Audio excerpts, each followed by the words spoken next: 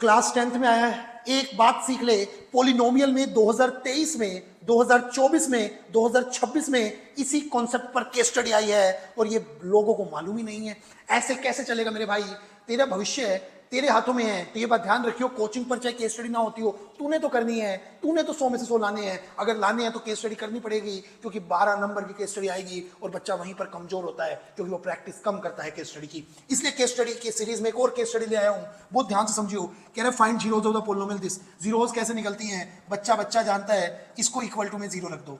ठीक है भैया, कॉमन ले लो, 40 कॉमन, 40 कॉमन लेते हैं। यहाँ बचा 4 5 से 20, 4 4 सा इक्वल टू में 0। एक बार ये 0 तो t इक्वल टू 0, एक बार ये 0 तो t की वैल्यू 5/4। ठीक है भैया, तो मतलब ये इसकी जीरोज हैं। जीरोज वो जगह होती हैं जहां पर ग्राफ इसका काटता है। एक और चीज सीख ले, ये मैं अपनी रील्स में पहले ही बता चुका हूं, स्कूल नहीं बताएगा, तेरा कोचिंग भी नहीं बताएगा।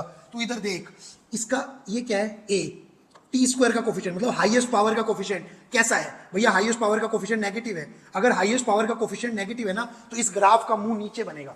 अब इनके अंदर, इसमें ग्राफ का मुंह कहाँ है? ऊपर, इसे बोलते हैं मुंह ऊपर। और इधर भी, इधर और तो कहीं है नहीं, बस इसमें है। तो ये वाला ऑप्शन कतई नहीं होगा, इस ऑप्शन को पहले ही हटा दे। अब अगली बात, जीरोज कौन है? 0 और 5/4। मतलब जो पैराबोला ऐसा बनेगा ना, पक्का एक्स एक्सिस को एक तो 0 पे काटना चाहिए, एक 5/4 पे काटना चाहिए, कंफर्म है। इसमें देख ले इन तीनों में से किसमें है भैया? ये रहा, एक बार 0 पे काट रहा है और एक बार 5/4 पे काट रहा है, तो ये इसका आंसर है। सीधा सीधा बुक्स में देखेगा, इसके अलग सॉल्यूशन मिलेंगे। सीधा ए इसका करेक्ट आंसर है। अब आगे आ जाओ।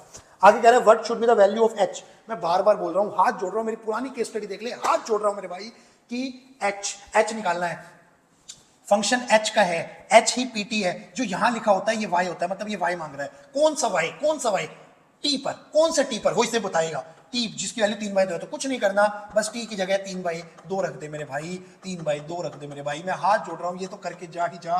कोचिंग के भरोसे मत रहे, स्कूल के भरोसे मत रहे। तो यहां हो जाएगा 4 4 सा 16, 4 × 9, ये हो गया 30 - 36 माइनस का 6। ठीक है भैया, समझ आ गया, समझ आ गया भैया। आगे बोलो, आगे। हाउ मच डिस्टेंस, और डिस्टेंस आ गया मार्केट में।